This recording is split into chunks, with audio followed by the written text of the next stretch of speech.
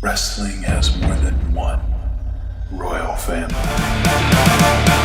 You can't see me, my time is now. I hear voices in my head thinking. Here we go. उनके बल्ले से बड़े बड़े shot और जबरदस्त छक्का।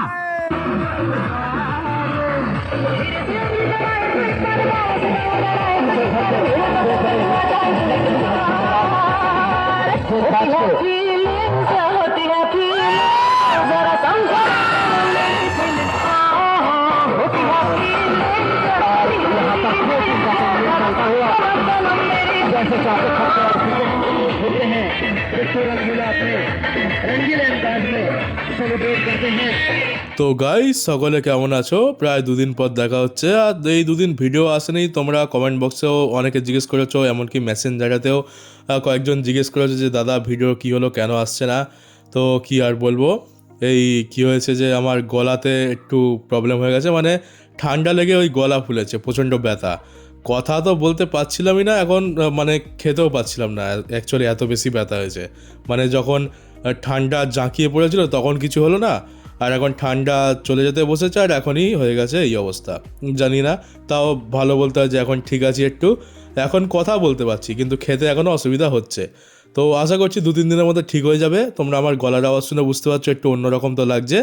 আর তো চলো এবারে শুরু করা যাক, কী কী নিউজ আছে একবার দেখে নিই। তো চলো প্রথমেই কথা বলা যাক কোডি রোডস ভার্সেস জেকব ফাটুকে নিয়ে। তো এটা স্যাটারডে নাইটস মেন ইভেন্টের জন্য অফিসিয়াল করে দেওয়া হয়েছে।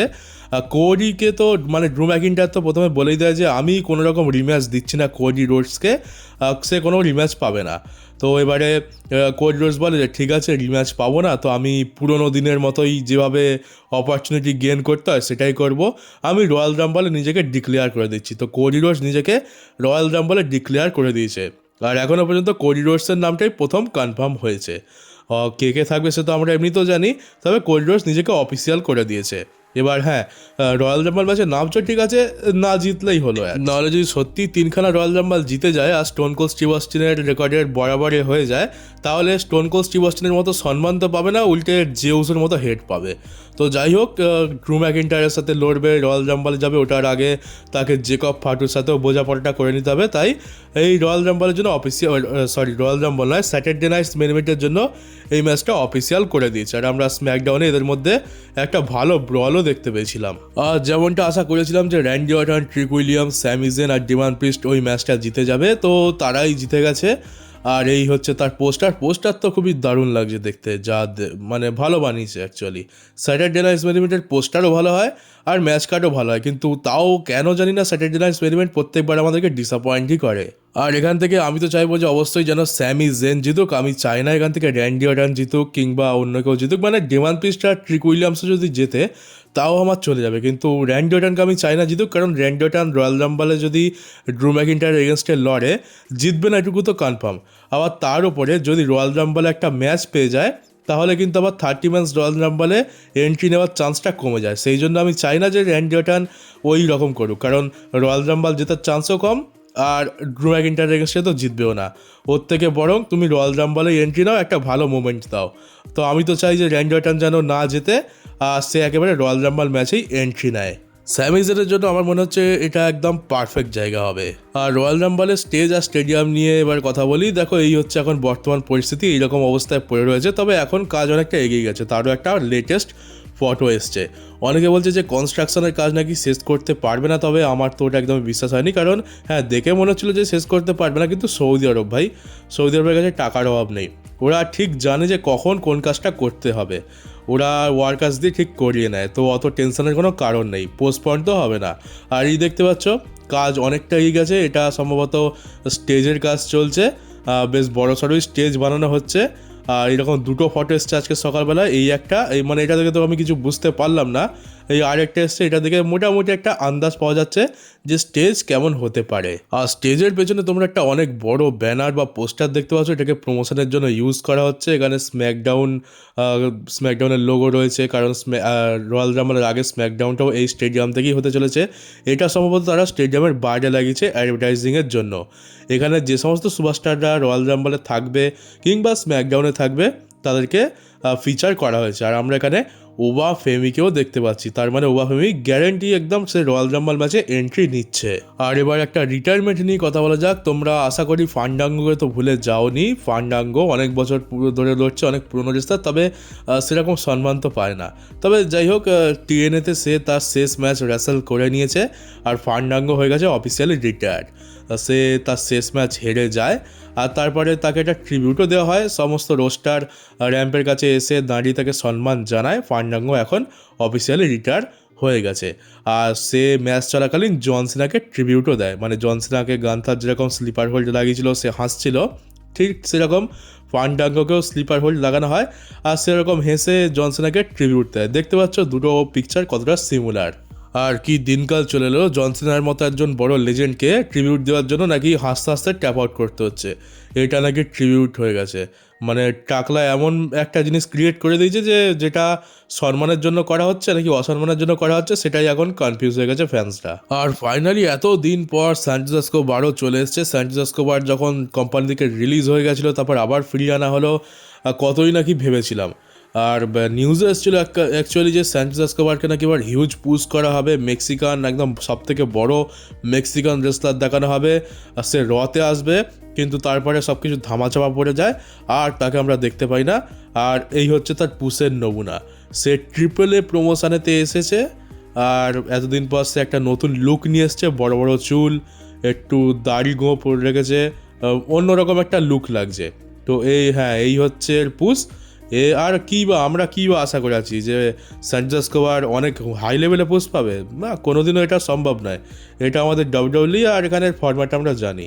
কত বড় বড় রেসলাররা পুশ পায় না, সেখানে নাকি স্যান্টোস এসকোবার পুশ পাবে। ওই ট্রিপল এ প্রমোশনে মেক্সিকানদের জন্যই তাকে ইউজ করা হচ্ছে। ওর থেকে বেশি আর কিছু এক্সপেক্ট করা উচিত নয়। আর ঠিকই ও টাকার পেছনে অন্ধ, এটা আমরা জানতাম। আর বিক্রি করলে কি না করা যায়। আর দেখো তার একটা নমুনা, সেই এলিমিনেশন চেম্বারে জন সিনা যখন কোডির ওপরে টার্ন করেছিল, তখন কোডি রোডস যে ড্রেস পরে মার খাইছিল, সেই ড্রেসটা এখন ডাব্লিউডাব্লিউ বিক্রি করছে অনলাইনে তাদের শপের উপরেই। দেখে নাও, সেই রক্ত লাগা শার্ট, কোট, টাই, জুতো, জাঙ্গিয়া, মোজা এগুলো বিক্রি হচ্ছে কিনা জানি না, তবে আপাতত এইটুকুই দেখতে পেলাম। আবার এইটা বিক্রি করছে 1,500, মানে প্রায় ওই $1,600 মতো, যেটা এখানে 1 লাখ 1.5 লাখের কাছাকাছি। হ্যাঁ, 1.5 লাখ তো হয়েই যাবে। তো দেখো কি না কি বিক্রি হচ্ছে। আমি তো বলেছিলাম যে কদিন পর দেখতে পাবো যে এরা প্লাস্টিকের মধ্যে সুপারস্টারদের পাঁদ ভরে বিক্রি করবে। সেই দিনও বেশি দূরে নয়। আর সৌদি আরবেতে এই কজন এনএক্সটি স্টারকে ফিচার করা হয়েছে। এই দেখতে পাচ্ছ ওবা ফেমি, টাটুম প্র্যাক্সি, ইথান পেজ, জো হেনরি, লোলা ভিন্স আর টিয়া হাল। এর মধ্যে শুধুমাত্র ইথান পেজ, ওবা ফেমি আর জো হেনরি আছে, যারা হয়তো আমরা এদেরকে রয়্যাল রাম্বল ম্যাচে দেখতে পেতে চলেছি। বাকি 3 জন যে আছে তারা হয়তো উমেন্স রয়্যাল রাম্বল ম্যাচে থাকবে। আর হয়তো কি অ্যাকচুয়ালি এদেরকে তো এই জন্যই আনা হচ্ছে, কারণ স্ম্যাকডাউনে তো এদের কোনো ইউজ দেখতে পাচ্ছি না। তো এই কজন তোমরা কনফার্ম ধরে নিতে পারো যে এই 6 জন রয়েছে রয়্যাল রাম্বল ম্যাচে। তবে অ্যাকচুয়ালি ওবা ফেমি তো এখন র রস্টারের পার্ট, তো ওকে বাদ দেওয়া যেতে পারে। আর আজ থেকে প্রায় 10 দিন পর বা 12 দিন পর হতে চলেছে রয়্যাল রাম্বল, কিন্তু এখনও পর্যন্ত রয়্যাল রাম্বলের কোনো রকম হাইপ আমরা দেখতে পাচ্ছি না। আর তেমন কোনো সুপারস্টার অফিসিয়ালও করা নেই। অফিসিয়াল নেই, এটা তো ভালো কথা, সবাই সারপ্রাইজ। কিন্তু সারপ্রাইজ দেখেও বা কী লাভ, আমরা তো জানি কে কি আসতে পারে। আর মাত্র 2 সপ্তাহ বা বলতে পারো 2-3টে শোই বাকি রয়েছে, কিন্তু এখনও পর্যন্ত না তো রোমান রেন্স আর না তো ব্রক লেসনারকে আমরা দেখতে পাচ্ছি। আগের বছরের সিন তো একদম আলাদা ছিল। আমরা জানতাম যে Roman Reigns, Brock Lesnar, CM punk, Brock Lesnar তো তখনও ছিল না। তো রোমান রেন্স, সিএম পাঙ্ক, তারপরে ড্রু ম্যাকিন্টায়ার, র্যান্ডি অর্টন, এরা সকলে থাকবে, এটা আমরা জানতাম। তো আগেরবারের স্টেকটা অনেক বেশি হাই ছিল, মানে অত বড় বড় সুপারস্টার একসাথে একই রয়্যাল রাম্বলে থাকবে। আবার জন সিনাও ছিল ওই রয়্যাল রাম্বলে। তো এটা আমাদের জন্য তো আমরা খুব একটা দেখতে পাই না। তবে এটাও সত্যি যে আগেরবারে যেমন স্টার প্যাকড রয়্যাল রাম্বল ছিল, তেমনি সবথেকে বেশি হেগেছে আগেরবারের রয়্যাল রাম্বলটাই, যে উসো জিতে গেছিলো। কিন্তু তাও বলতে পারি যে আগেরবার রয়্যাল রাম্বলের হাইপ ছিল, কিন্তু এবারে তো রয়্যাল রাম্বলের হাইপ টাইপ কিচ্ছু দেখতে পাচ্ছি না।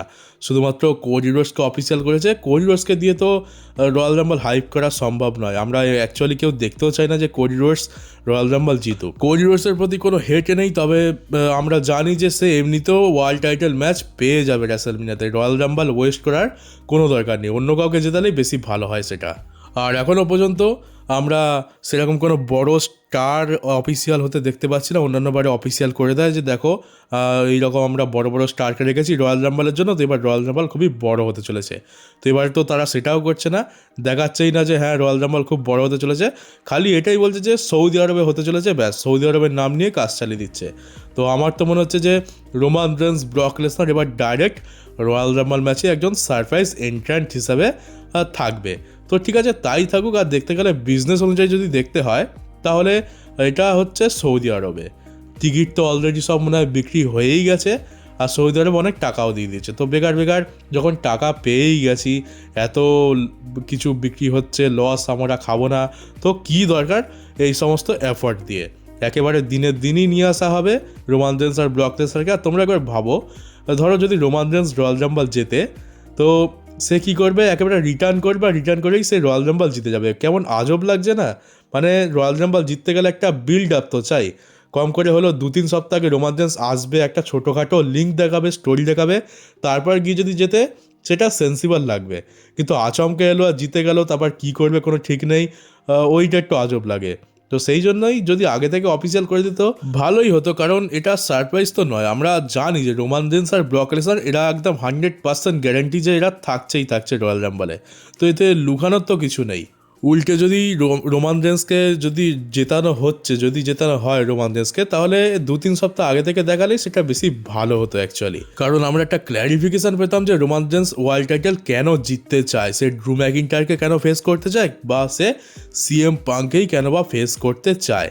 এতে করে অ্যাকচুয়ালি কী হবে যে রোমান রেন্স যখন রয়্যাল রাম্বল জিতে যাবে, তখন স্টোরি লাইন বিল্ড আপের জন্য তো তাকে আসতেই হবে, কিন্তু তখন আমাদের সেরকম হয়তো মজা আসবে না, একটু কনফিউজিং লাগবে যে কেন হচ্ছে, কী জন্য হচ্ছে, এটাই একটু অড হয়ে যাচ্ছে। আর হয়তো একটা ভ্যালিড রিজনও দেখানো উচিত এখানে।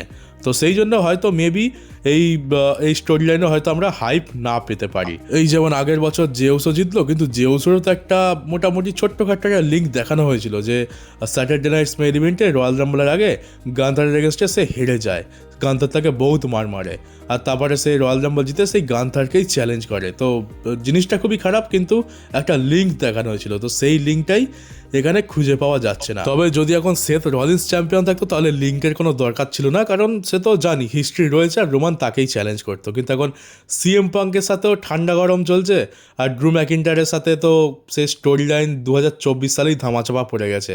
আর এবার যদি আরেকটা জিনিস দেখা যায় যে ব্রন ব্রেকার রয়্যাল রাম্বল জিতছে, যে অ্যাকচুয়ালি 2 নম্বরে রয়েছে জেতার দিক দিয়ে, তো তার তো স্টোরি লাইনের লিঙ্ক রয়েছে, সে যদি জেতে সে সিএম পাঙ্ককে চ্যালেঞ্জ করবে, আর সেটা একদম ভ্যালিড দেখাচ্ছে।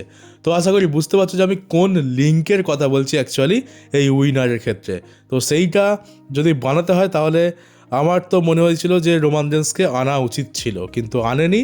এবার দেখা যাক, মাঝখানে কয়েকটা দিন আছে, যদি রয়্যাল রাম্বলের আগের রতে কিংবা আগের স্ম্যাকডাউনে আনে, তাও এরা হয়তো ছোটোখাটো কিছু একটা লিঙ্ক দেখিয়ে দিতে পারে। নাহলে এটা বড় আজব লাগবে যে তুমি ওয়ার গেমসে এলে, সেখানে ম্যাচ হেরে গেলে, তারপর একেবারে অদৃশ্য হয়ে গেলে, কেউ দেখতেও পেলো না 2-3 মাস ধরে, তারপর একেবারে রয়্যাল রাম্বল এসে তুমি রয়্যাল রাম্বল জিতে গিয়ে রেসলমেনিয়াতে চলে যাচ্ছ। কিন্তু কিভাবে কি করে কেন হচ্ছে সেটা না তো রোমান রেন্স জানে, আর না তো ফ্যান্সরা জানে, আর জানে শুধু আমাদের টাকলা। আর তো চলো গাইস, ভিডিওটা এখানেই শেষ করছে। আর বলে রাখি যে আজকে 2টো ভিডিও আসছে, এই একটা ভিডিও তোমরা দেখছো, মানে দেখে নিয়েছো, আরেকটা আসবে সেই সন্ধ্যেবেলার দিকে, নিউজ রয়েছে।